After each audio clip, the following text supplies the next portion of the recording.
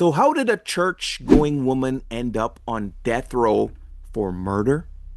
Blanche Kaiser was born in North Carolina in 1933. She grew up in a deeply religious household. Her father, Parker Davis Kaiser, was an ordained Baptist minister who preached to local congregation. To many, the Kaiser family appeared respectable, but relatives would later describe a much darker life at home.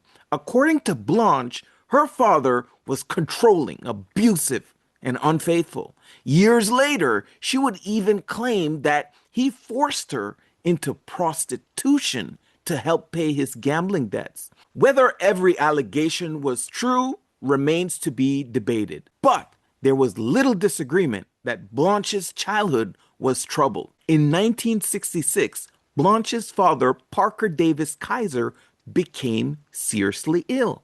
At first, it looked like heart problems, but his conditions deteriorated rapidly. He died at age 62. Doctors ruled it as a heart attack. 4 years later, another tragedy struck. This time, it was Blanche's mother-in-law, Isla Taylor. By then, Isla was elderly and largely confined to bed. Blanche often helped care for her, bringing her meals and looking after her needs. So when Isla became ill, nobody found that unusual. She was in her 80s. She died in November 1970. Doctors believed she had died of natural causes. 3 years later, Blanche's husband, James Taylor, started getting sick. It began with stomach pain, then nausea, then vomiting. His health slowly declined. Doctors searched for answers but couldn't explain why a relatively healthy 45-year-old man was deteriorating so quickly. On October 2nd, 1973, James Taylor died. The cause of death was listed as a heart attack. Friends comforted Blanche. She was a grieving widow. Blanche had known Raymond Reed, another man, for years. The two had worked together at the Kroger grocery store.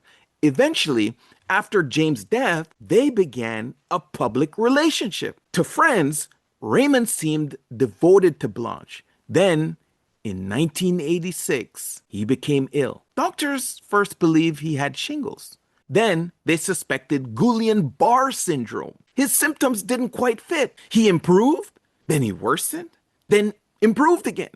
So during this long hospitalization, Blanche rarely left his side. Witnesses later recalled her bringing homemade food and desserts to the hospital. Despite months of treatment, Raymond Reed died. Doctors believed Guillain-Barré syndrome had taken his life. Only a few years later, Blanche met another man, Reverend Dwight Moore. The two fell in love. They married in 1989. Friends believed that Blanche had finally found happiness again. After returning from their honeymoon, however, Dwight suddenly became violently ill. His conditions worsened so quickly that doctors, they feared he's not going to make it. He lost feeling in his hands. He lost feelings in his feet. His organs began shutting down. And like the others, doctors struggled to explain it. Something wasn't adding up, so someone ordered a toxicology test, and then everything changed. Dwight wasn't suffering from some rare disease. He was poisoned, and the poison was arsenic. And unlike everyone before him, guess what? Dwight survived. For investigators, Dwight's diagnosis raised an obvious question.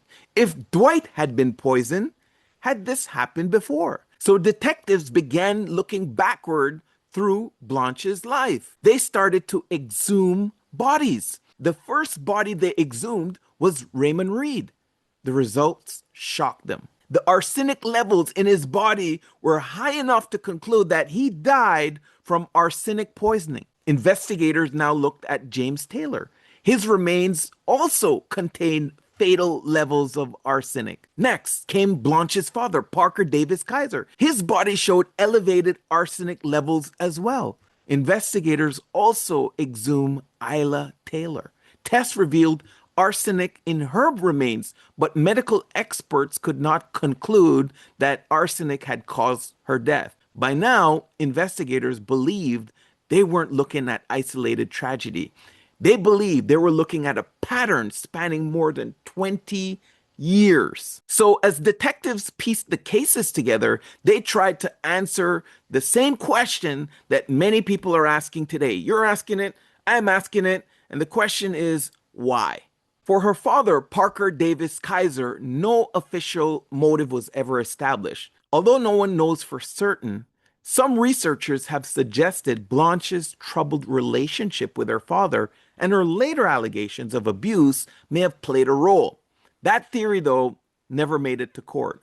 For the mother in law, Isla Taylor, no motive was ever established. Investigators examined her death because of the growing pattern surrounding Blanche, but no charges were ever filed. For James Taylor, because the case never reached trial, prosecutors didn't have a motive to present. Although no one knows for certain, some researchers have suggested that Blanche may have wanted to leave an unhappy marriage while also benefiting financially through life insurance. Raymond Reed was different.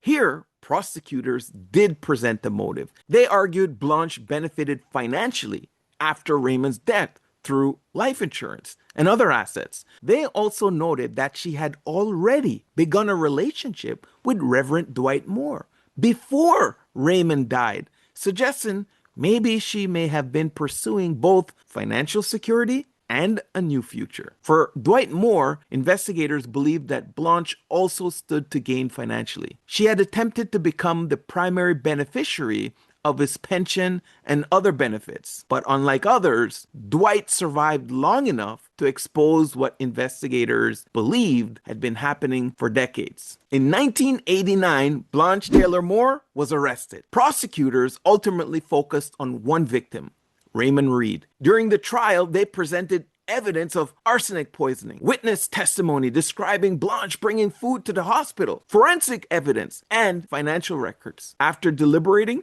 the jury found Blanche guilty of first-degree murder. She was sentenced to death in 1991. The murder charges relating to James Taylor and the attempted murder charge involving Dwight Moore were later dismissed because the death sentence for Raymond Reed already carried the maximum punishment. Today, Blanche Taylor Moore remains on North Carolina's death row. An ordinary, church-going woman became one of North Carolina's most infamous suspected serial prisoners.